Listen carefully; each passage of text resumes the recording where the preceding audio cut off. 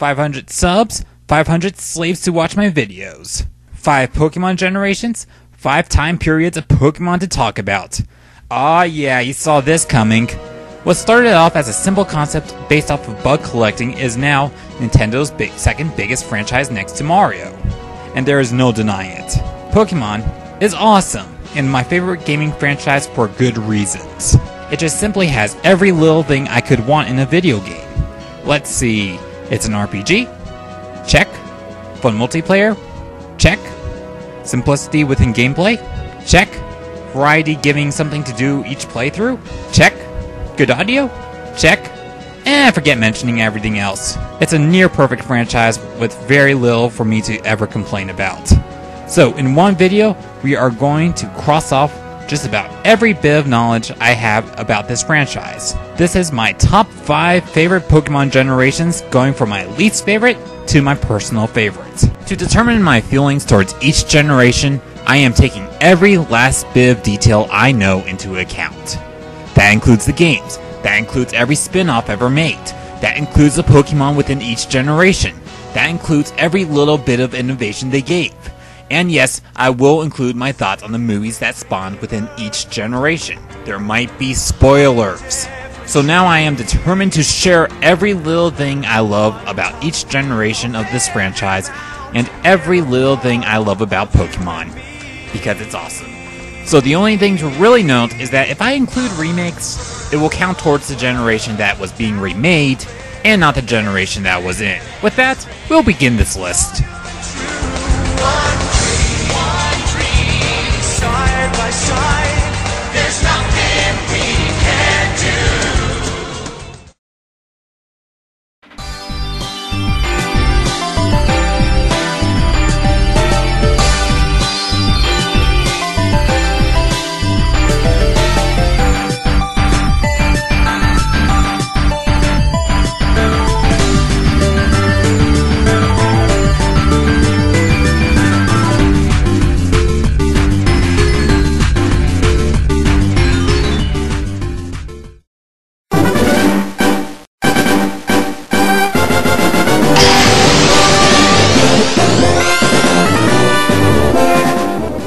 How dare you! You are evil! You have no taste in Pokemon! Generation 1 doesn't deserve anything worse than number 1. It was the time where the anime was actually good. It was the only generation with good Pokemon.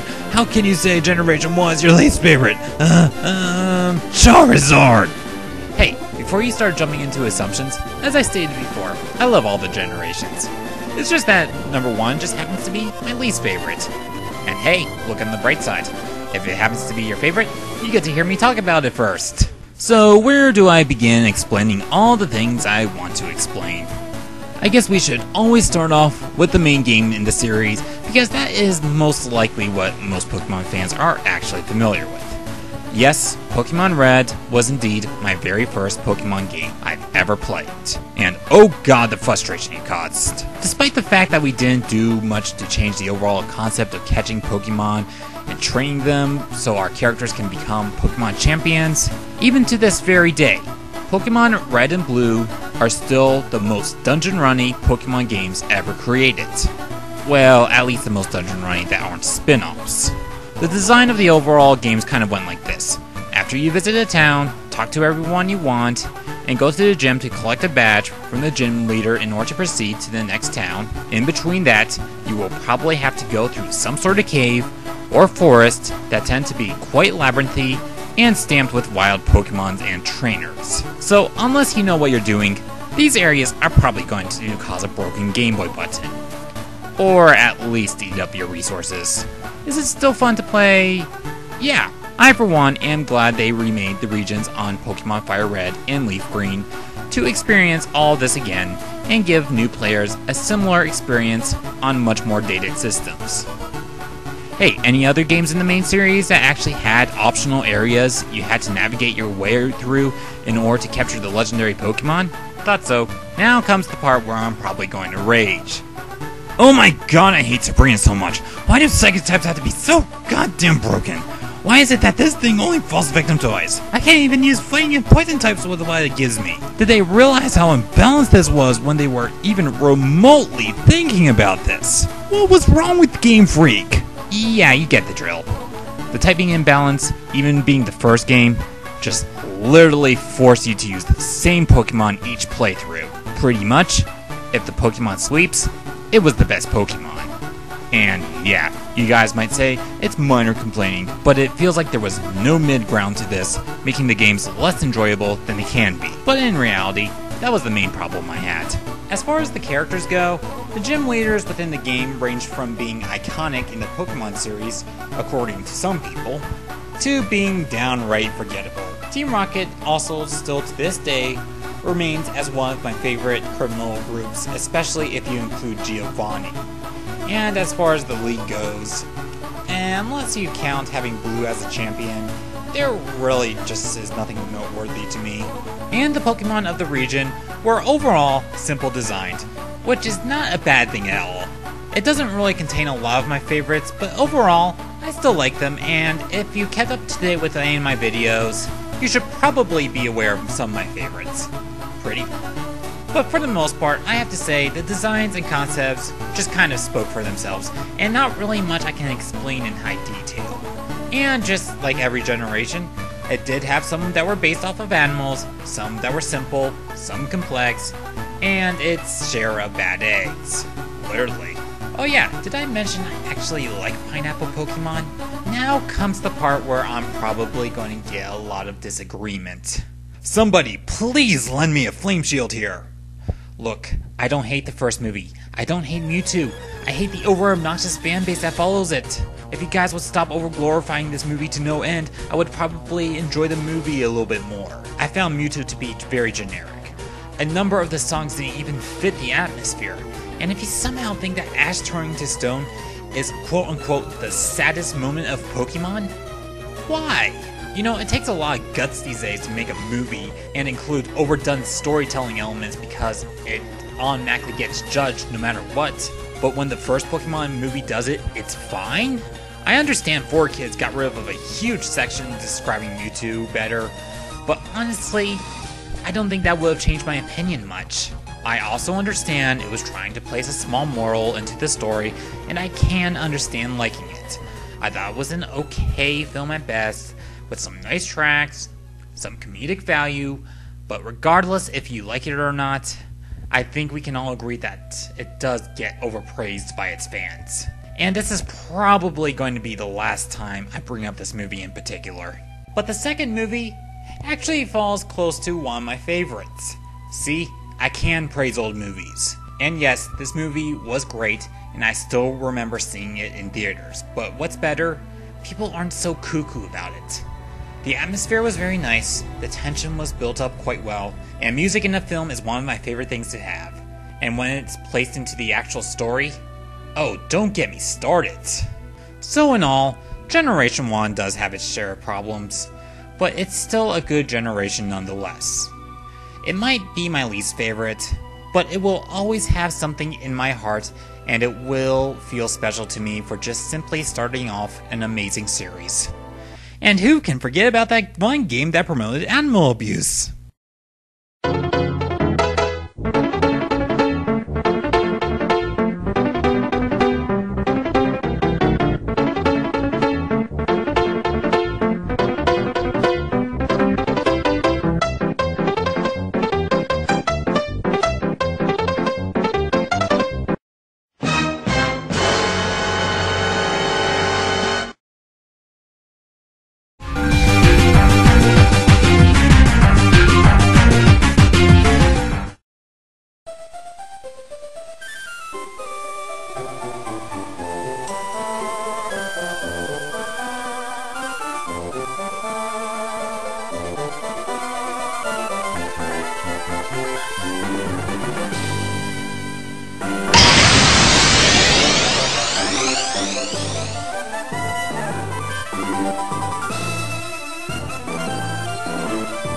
Oh god, how can you place Generation 3 on number 4? It's underrated. Pokemon Emerald is one of the best Pokemon. It doesn't matter what generation I place close to my least favorite. it'll still get controversy nonetheless. And yes, I still do love 3rd generation Pokemon. But playing Emerald again and exploring the generation as a whole, I see there were flaws I just can't ignore. It's mainly just game design flaws, which is mainly due to the fact that the game is 75% water, and guess what the last gym leader and champion has for Pokemon? Water types. And quite honestly, I really don't enjoy fighting water type Pokemon that much, especially when they go way past your level. It's just, in my opinion, kind of frustrating. Not only that, it also seems to have that problem again with the gym leaders providing very little mid-ground, and it's a pain to level up your Pokemon before the gym leader. Some people also praise this for giving so much. Let me tell you, berries, introduced in 2nd gen. Secret base, worthless gimmick. Battle Frontier, I've only viewed about 15% of it to be enjoyable, and quite honestly, I don't even think a remake could fix these problems I had. But that's really it for complaints. The rest of 3rd gen, I have to say, I was really pleased. Hoenn was much more of an open environment feel compared to Kanto region, which gave plenty to explore and find. It gave the sense of a very pretty, tropical setting, which I enjoyed. The characters within the game were for the most part pretty likable. The gym leaders themselves I can't say was the biggest appeal, unless you're counting the part where you actually got to fight your father, and it does actually feel like one of the best turning points I've encountered in a Pokemon game. He's the 5th one you fight, and afterwards, it really does feel like the main character just kind of grew up. At first you're secluded to a small area, not being able to do much, and all of a sudden it just kind of feels like you get to explore a vast world, and you get to start figuring out the plans and take down the criminal organizations. I know it's kind of a weird perspective, but it's the way I kind of see it. Speaking of criminals within the game, I also liked having Team Magma and Team Aqua for villains. Two groups that didn't have clear intentions, but yet they went against each other and almost rained terror upon the world. It was an interesting, and I'd say, well-delivered concept. 3rd gen also introduced double battles, which all of a sudden made it feel like Pokemon wasn't just limited to one gameplay mechanic. And it also had abilities, but quite honestly, I didn't find most of them that helpful in the main game, at least in 3rd gen. But it did give a great idea to expand on later generations. It also introduced some very unique Pokemon as well. These range from a mushroom with fighting power, an electrified Maine wolf, the unique typing of ground dragon, and one of my favorite dark types, which is a mountain cat that can detect disasters, and Sceptile is so awesome! And really, who can forget about Rayquaza? Quite possibly the most memorable Pokemon in Pokemon history, creating much more nostalgia than in any other Pokemon game. And if you played it, you probably enjoyed Pokemon Mystery Dungeon, which is one of my favorite spin-offs. The gameplay was pretty addicting, but not the best. However, I do believe the main part of the game was the experience, and boy does this deliver. From having to run away from the Pokemon town to stopping a giant meteor, this game just felt so awesome and probably one of the most memorable experiences I've had with a game. And as far as films go, I have to say the most notable ones were Jirachi the Wishmaker and Lucario and the Mystery of Mew. I felt strongly for both of them, and they both served good morals within the story. And both of them involved friendship. One showing no matter how far away a close friend is, you will always feel connected in some way. And the other showed a close bond between the trainer and his Pokemon, making me feel more attached than ever.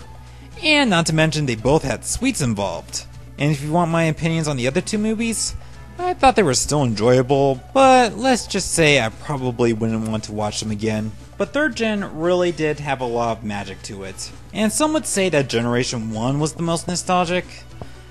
I have to disagree. Though it's not near my favorite generation, I have to say it was probably the most memorable and nostalgic of all of them. It was very unique, and it had a sense of being incredibly special and fun. With its minor flops and unique atmosphere, it found my way to number 4.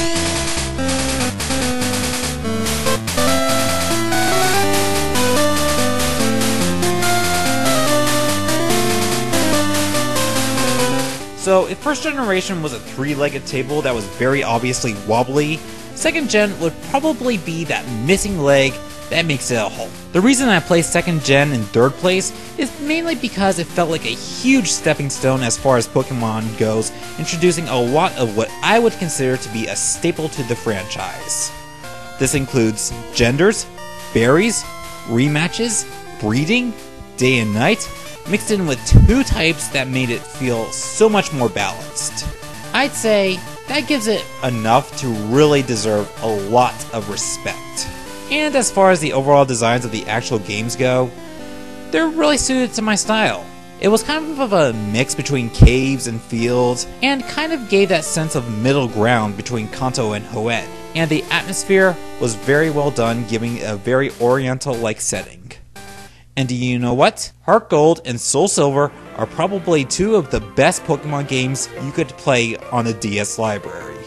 And personally, I thought the rivals and Team Rocket were even more likable in this game more than the first generation games. And the characters kind of give you that feel that you're connected to your own Pokemon, almost as if you're developing a friendship and close bond between you and your Pokemon. As far as the Pokemon that were introduced, I have to say, this was probably the weakest.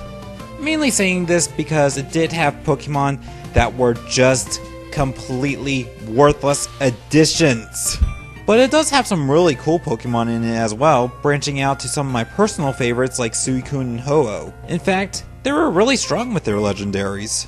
All of them were really neat, and it was really nice to have a small explanation of the origin of the legendary birds with the introduction of Lugia. As I said, it really does fill that hole first generation was missing. And Pokemon Heroes was amazing, and a great way to introduce the Gen 3 Pokemon Latias and Latios. It had a lot of what I wanted in an animated film. Great setting, some childish humor, and I really just shedded a tear when Latios disappeared into the Great Sea. I've even enjoyed the other two that came out this generation as well. Spell of the Unknown had a lot of excitement involved, and the voice of the forest felt kind of mystical. You have to try to understand. I still have an unbearing love for second generation. And not really much more needs to be explained here due to how it built off the first generation. But it's very solid with very little wrong with it. And I would classify it as a truly great generation of Pokemon.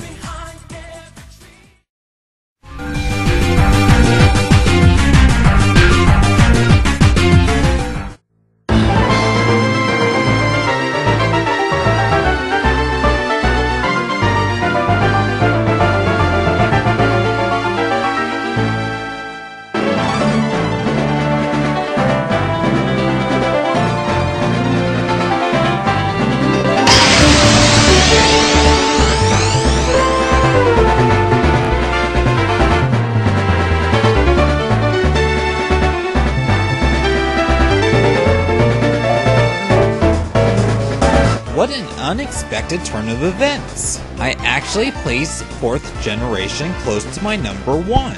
I never saw this coming. Well, to start off, I have to say the games in the main series are probably close to my least favorite. Yeah, even more so than the Generation 1 titles. But it's not really saying much. Yeah, sure, it contains my least favorite criminal group, Team Galactic, which in my opinion I found to be very generic.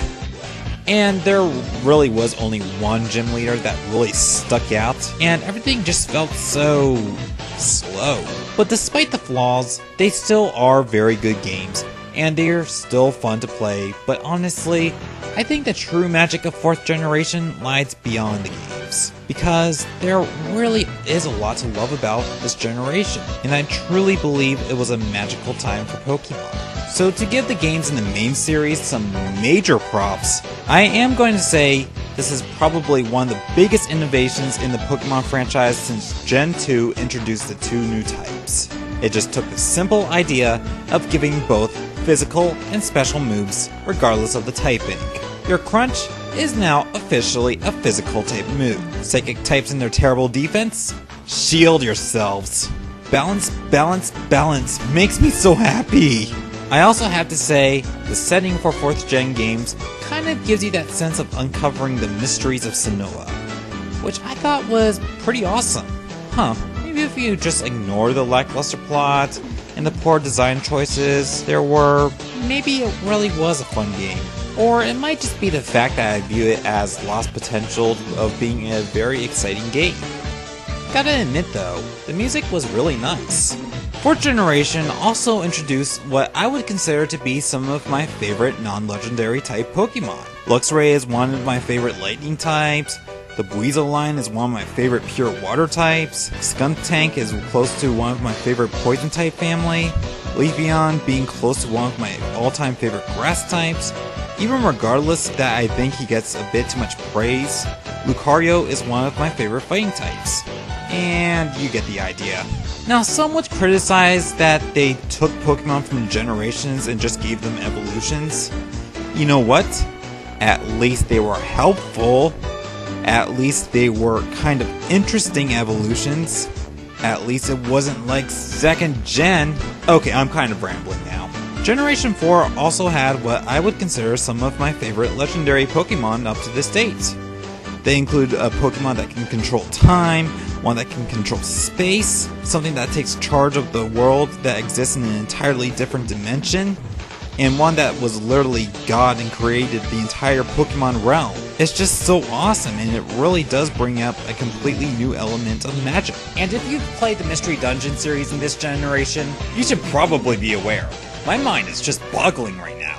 There really just is no other way to describe it. It really does contain just about everything I want in a good RPG. Well-composed music, simple but fun gameplay, and just an overall experience the game gives you. A true sequel to its predecessor and an overall better game. And hey, if you want to insist that the first couple of movies were the most memorable, that's fine. But I feel that this generation was the strongest when it came to the films. I'm going to remember that time when Darkrai risked his own life to save the entire town. I'm going to remember that time when Arisian played and I shedded a tear of how amazing that song was. I'm going to remember that time where somebody almost killed off a god and how the efforts of people alone were able to save him and rebuild the entire world with their efforts alone. Yeah, the movies were amazing and among my favorite within the franchise. It was kind of like a trilogy. A really good trilogy. Plus another movie that was also enjoyable to watch. The music was really well composed, the morals within it were great, and I'm never going to forget those moments that caused so much build-up and tension. But as a whole, 4th Generation really had a hidden charm to it. It truly embraced the magical realm that Pokemon was in, and how I feel about the series, and it truly was just special.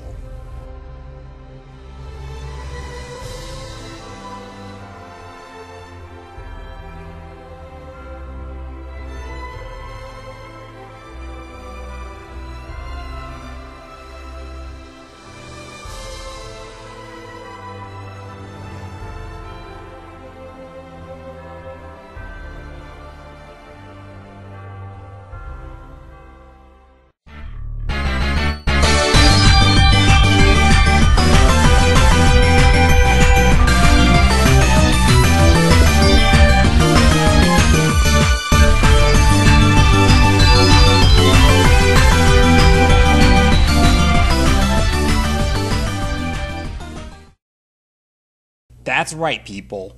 By process of elimination, you know what my favorite generation is. Cue the music for the big finale.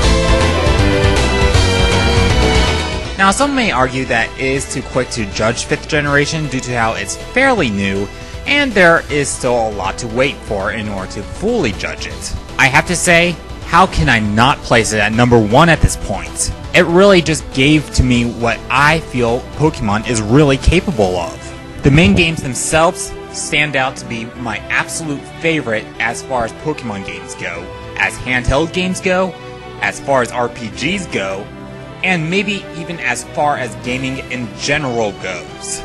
The atmosphere was incredibly unique and offers very well themed areas that prevents the game from getting stale. The music is just so well composed, which adds even more to the atmosphere than the game already has, ranging from you running on a bridge to an amazing and colorful city, to duking it out with the fight of dragons of ideals and truth. Every little moment of playing the game just feels so enjoyable and made it feel like you were truly in the realm of fantasy. And I will say the inclusion of N and Team Plasma was a very welcome addition and added a lot to this story. And N is quite possibly one of the best anti-heroes ever to this date, and I know many Pokemon fans would agree with me. I also felt that it vastly improved the combat system by giving new moves that even made having an overabundance of speed helpful in battle. And stat lowering and improving moves actually felt like they were working, making a difference for a change. This in turn made almost every Pokemon helpful to you some way or another, therefore giving so much variety to team building, almost making no one have the same team, and also gave so many ways to approach the games. The Pokemon themselves have also gone to some of the most unique Pokemon I've seen, giving so much to love. No longer were there two Pokemon that generally did the same thing. The unique typings and concepts really did make some of these my absolute favorites. We had a Dark Dragon type that was a three-headed Hydra, our first fully evolved pure Dragon type, a Steel Ground powerhouse Mole, and even legendaries based off of Yin and Yang. It's just so awesome! And despite not being as good as the other ones, I still had fun watching the film that came with 5th generation. But I'm also highly anticipating of what more 5th gen is going to offer us, as far as playing through my copy of Pokemon Black 2, and eagerly waiting for the next movie to come out. And you guys will probably never believe this. And the first time, within so long, I actually enjoy watching episodes from the anime series. I can't believe I'm saying that. I honestly don't know how it happened. Maybe it's just the presence of the new character Selene, or maybe it's just the fact that the Rocket Group actually tries to pull off plans for a change. But regardless, I'm actually enjoying it. And that, in part to me, does make this generation really worth something. Alright, I know some people are going to get on me because the technology is at its best, and I probably won't be thinking like this when the next Pokemon series comes out. Maybe you are correct, but I do have a much more logical explanation. Maybe it's just the simple fact that I love all Pokemon, and the more Game Freak develops, the more fun I'll have playing the games. Maybe it's just the simple fact that I accept all Pokemon for what they are instead of hating them for everything they aren't. And maybe I am just getting excited for what else Gen 5 is going to release. But you see, the reason I don't try to argue with everyone which one's the best generation is because I simply do love all generations of Pokemon. Because every generation really did have its moments that I will always keep something special in my heart. And I won't let anyone make me think otherwise. I enjoy looking back at my old games to see the outdated pixelated graphics and remembering how I started my first adventure, and then looking at it right now to see how much Pokemon has truly evolved into the magical franchise we see today. Because no matter the generation they come from, no matter the difference in appearance, Pokemon will always be Pokemon. And as long as I'm a fan of the series, I will never let go of what I truly believe. That everything within the franchise does have something to truly offer. I'm the Wii Casual Gamer, and I hope I got more Pokemon fans to truly see how magnificent the franchise really is as a whole.